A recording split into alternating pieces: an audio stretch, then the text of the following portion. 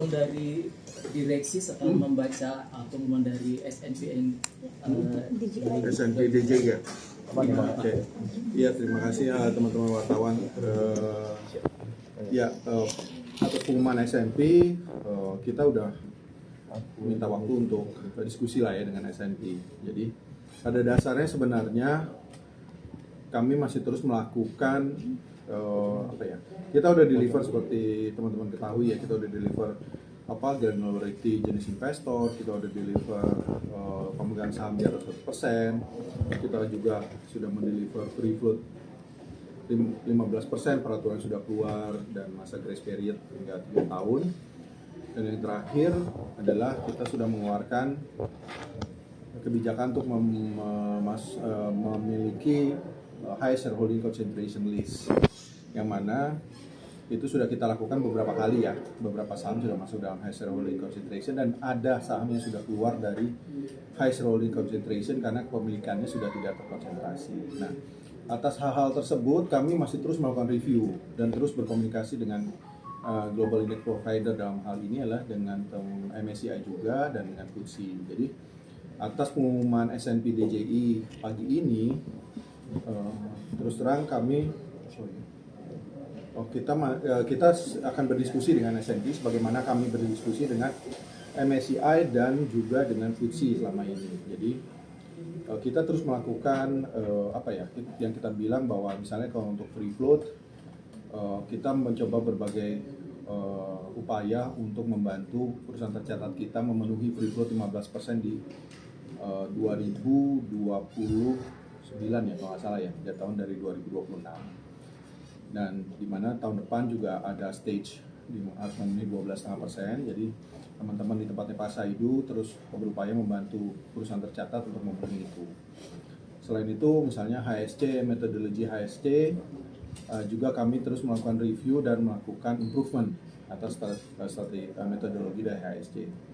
Cuma memang kan seperti di negara lain juga metodologi HSC tidak bisa dipublikasi.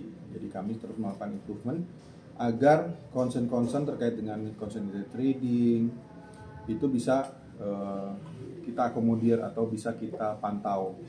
Jadi tapi kan yang perlu diingat juga oleh teman-teman bahwa tidak hanya HSC ya, teman-teman di tempatnya Pak Haji juga melakukan surveillance atas transaksi bursa yang terjadi. Jadi itu kita sinergikan antara tindakan pengawasan yang dilakukan oleh tempatnya Pak Haji dan juga dengan daftar HSC apabila memang ada saham yang kita indikasikan memiliki konsentrasi di kepemilikannya.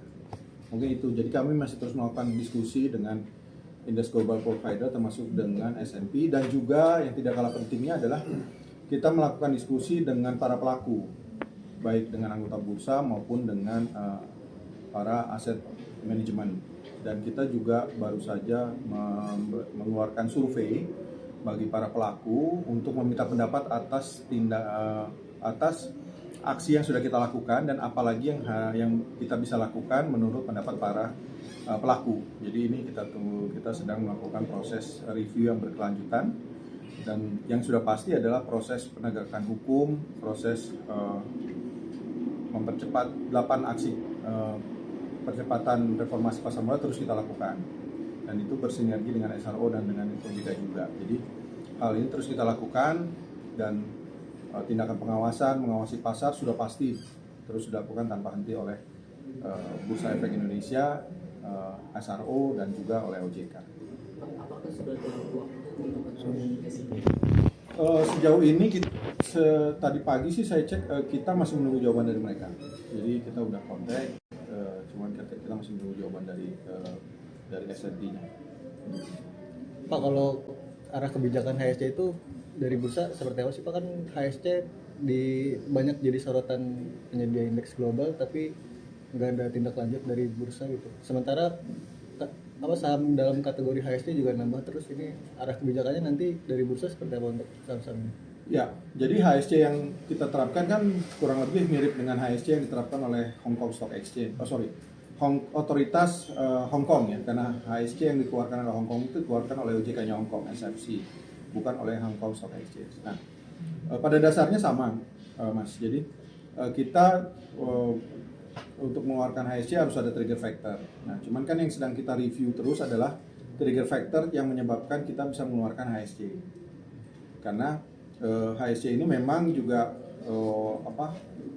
hal yang menjadi perhatian dari para pelaku global gitu ya. Nah, memang ada beberapa concern dari para pelaku global terkait HSC kita. Nah, karena concern itulah kita coba sedang melakukan review atas trigger factor, atas faktor-faktor lain yang bisa kita masukkan dalam pertimbangan kita untuk memasukkan suatu saham dalam daftar HSC.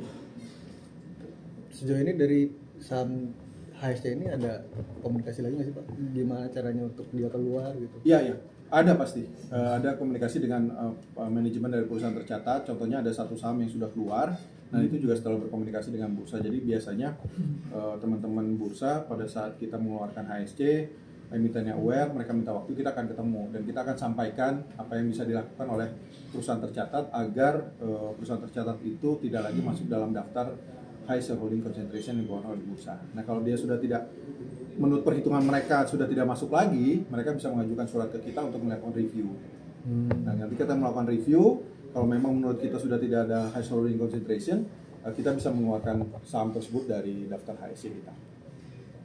Pak, tadi kan yang dibuka oleh otoritas kita termasuk bursa udah banyak banget ya Pak data yang dibuka sampai ke indeks global. Kira-kira dari sekian banyak itu, apalagi sih Pak yang sebenarnya mereka pinta dan masih ada negosiasi di antara pihak bursa dengan pihak mereka di sisi mana? Ya betul. Jadi makanya tadi kita masih terus melakukan komunikasi karena seperti teman-teman ketahui beberapa pengumuman dari indeks global kan misalnya masih memfreeze inclusion saham kita ke dalam indeks. Berarti kan memang mungkin masih ada catatan-catatan yang perlu kita tindak lanjuti. Nah ini dari diskusi itu ada beberapa catatan mungkin yang sedang kita bahas internal. Jadi kita belum bisa sampaikan juga nih ke teman-teman karena takutnya ini masih terlalu prematur. Nah tadi juga saya sampaikan bahwa kita sudah mengirimkan pooling survei ke para pelaku. Pooling itu lebih kepada ada konsep-konsep itu disampaikan secara resmi tertulis oleh para investor dari anggota bursa. Jadi poolingnya dikirim atau surveinya kita kirim oleh anggota bursa yang menyampaikan kepada para investornya, terutama institusional asing gitu ya, atau termasuk juga institusional lokal.